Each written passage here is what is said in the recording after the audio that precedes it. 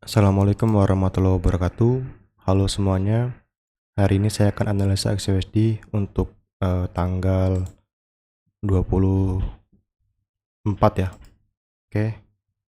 Oke. Kemarin saya nggak melihat adanya setup buy di sini di demand dan tembus. Di sini sangat kuat turun dan tembus. Di sini juga kemarin ada BPR di sini. Lihat ini BPR. BPR di respect. Nah, di sini ada cok M15. Kemarin saya nggak nyangka kalau ternyata ketika terjadi cok, price bahkan nggak pullback ke atas lagi. Nggak pullback lagi. Padahal kemarin saya mau sell dari atas. Cuman nggak pullback. Ini kan cok valid ya, M15. Dan dia nggak pullback lagi.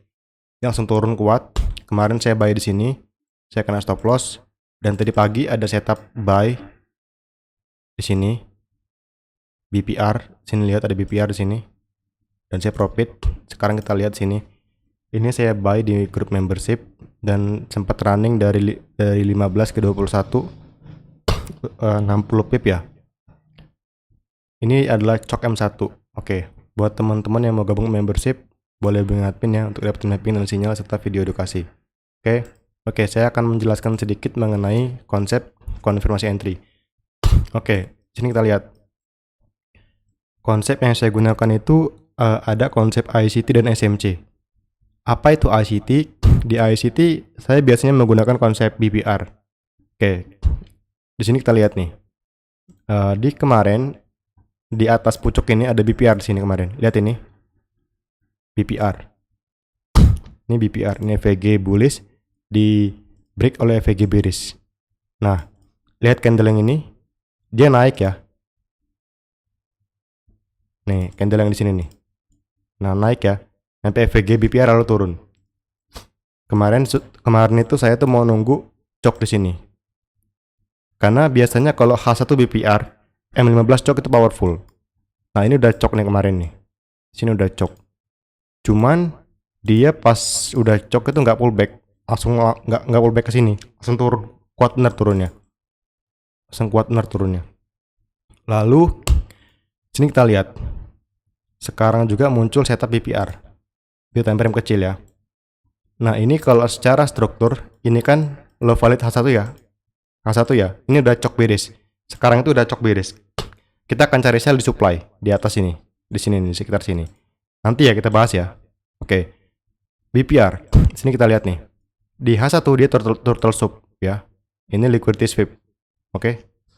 Nah, kita ke M30. M30 dia bentuknya engulfing bullish. Engulfing bullish di sini. Engulfing bullish. Nah, kita ke M15. Nah, ini BPR. Lihat ini.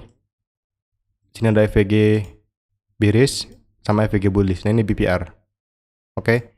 Nah, pas saya ke M1 itu muncul cok ya. Kita ke M1. Oke, kita akan bahas M1.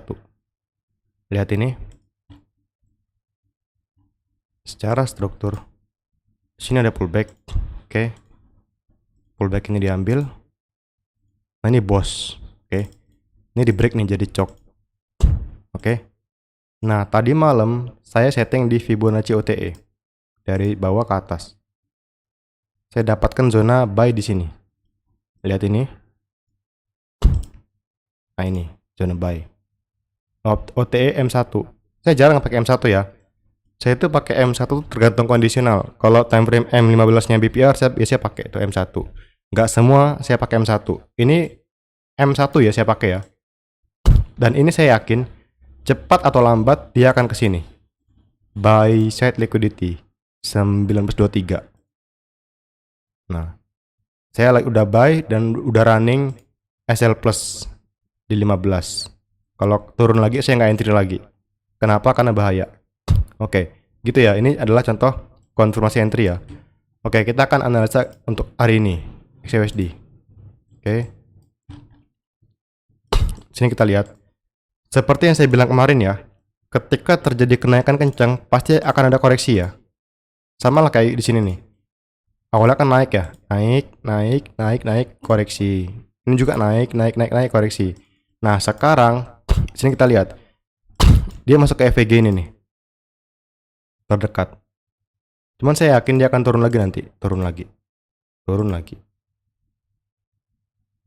Minimal ke RBS di sini. 2685. Nah, cuman ini kan analisa ya, nggak pasti bener ya. Jadi jangan dimakan mentah-mentah. Nah, di sini kita lihat nih.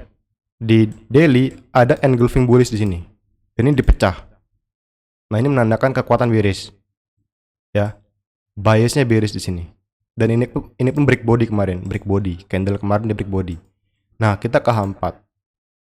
H4 juga sama. Ini kalau di broker saya ini cok ya. Kalau di sini kan bukan pullback ya. Coba kita ke yang lain. Misalkan di Forex.com. Forex.com beda ya. Tapi ini pullback ya, lihat nih ya, lihat ini ya. Lihat ini. Sini pullback ya. Pullback diambil. H4 di sini dicok ya. Di Forex.com dia cok. Sama kayak broker saya Okta.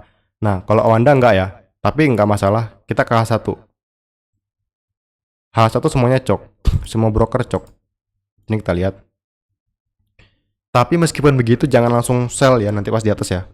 Di sini kita lihat di mana coknya di sini. Ini meskipun shadow dia valid cok.